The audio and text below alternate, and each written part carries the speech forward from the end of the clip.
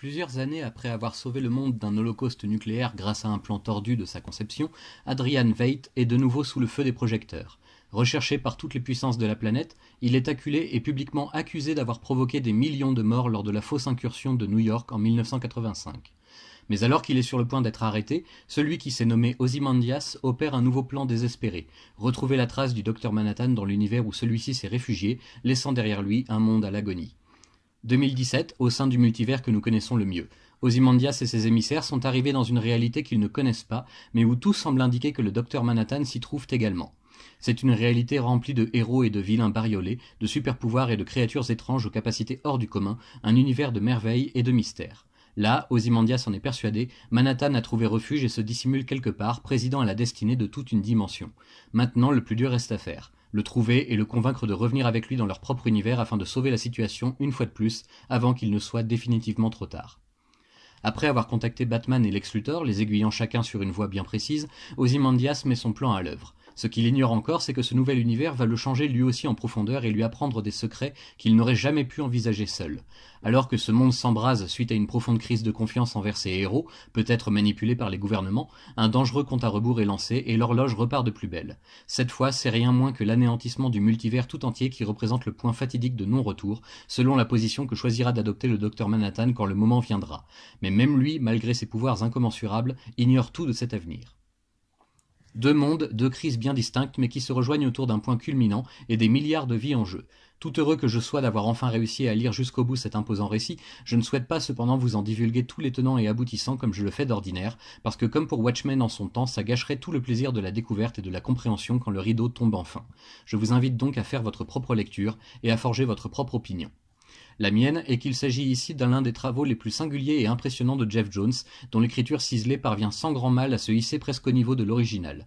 Comme pour Watchmen, dont c'est la suite inavouée mais clairement assumée, Doomsday Clock bénéficie de plusieurs niveaux de lecture et d'une portée juste phénoménale dans l'ensemble de l'univers d'ici. Car c'est bien de celui-ci qu'il s'agira la plupart du temps, les personnages d'Alan Moore sont transportés dans l'univers d'ici de l'époque Rebirth, subissant les contre-coups de plusieurs réécritures et avançant tout droit vers un avenir des plus chaotiques. Au cœur de la tempête, il y a deux hommes, le Docteur Manhattan et bien évidemment Superman. Les deux sont amenés à se rencontrer à un moment crucial, décisif, et peut-être même à se confronter jusqu'à destruction complète du multivers. Les travaux de nombreux auteurs clés de DC sont exploités ici, comme Grant Morrison ou encore Scott Snyder, sans oublier Johns lui-même bien entendu. Aidé au dessin par Gary Frank, le scénario nous propose de suivre une enquête plutôt intimiste dans un premier temps, reprenant même les temps forts de l'œuvre originale en les rejoignant à la sauce DC, puis qui s'emballe jusqu'à un déferlement de puissance et de péril mortel à l'échelle de tout un univers, voire de plusieurs, avant de trouver sa résolution de nouveau dans les actes d'un être bien précis. Si vous pensez être largué avec ce résumé et cette courte analyse, ce n'est pas grave. Sachez qu'il n'y a absolument pas besoin d'avoir lu tous les travaux des auteurs que j'ai cités ici.